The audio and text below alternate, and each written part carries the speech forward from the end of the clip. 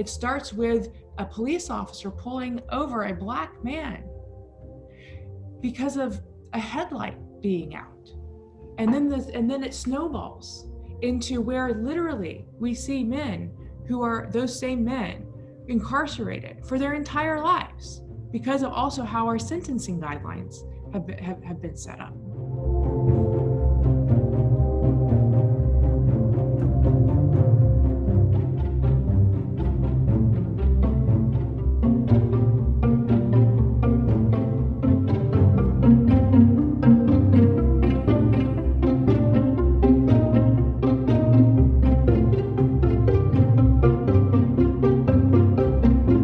It's not just about even just those who are in prison. It's the effect and the stigma that it has on those individuals for the rest of their lives.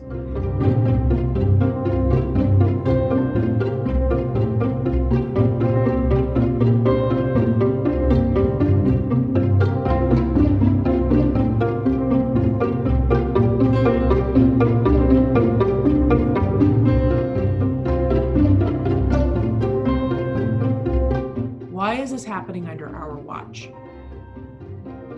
It's happening because the U.S. has never faced in an effective way the truth.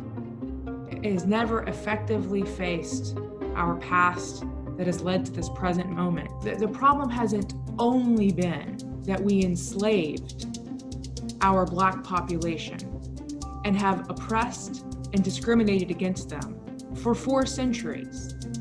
That's not the only problem.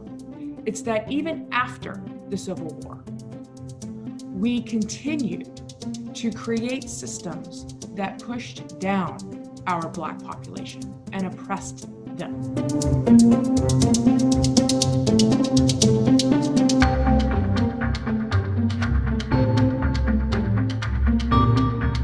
It starts actually when that first infraction happens, when a police officer first arrests or pulls over or questions the Black individual or the Hispanic individual or the person of color. How that interaction goes, how that record is recorded.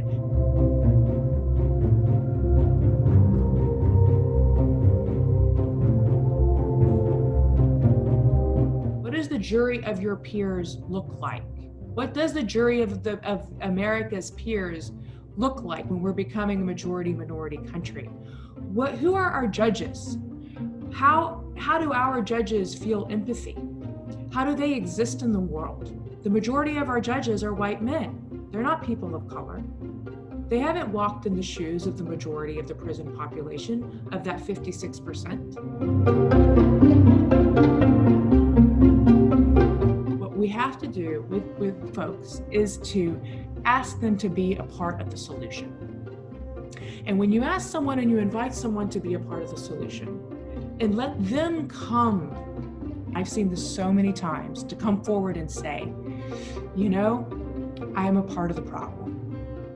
But it's much better for them to come forward and say that rather than you saying that.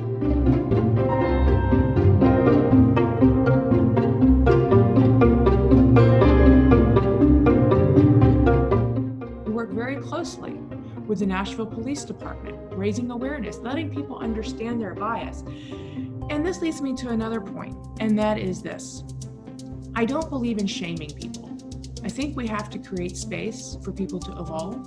I think we have to create space for people to be humble and to seek humility without humiliating them. We change the narrative about the other. We humanize rather than dehumanize. We flip disinformation and misinformation campaigns on their head by bringing truth to people and asking them to see each other's humanity and asking them to think about and to visualize what a future together looks like.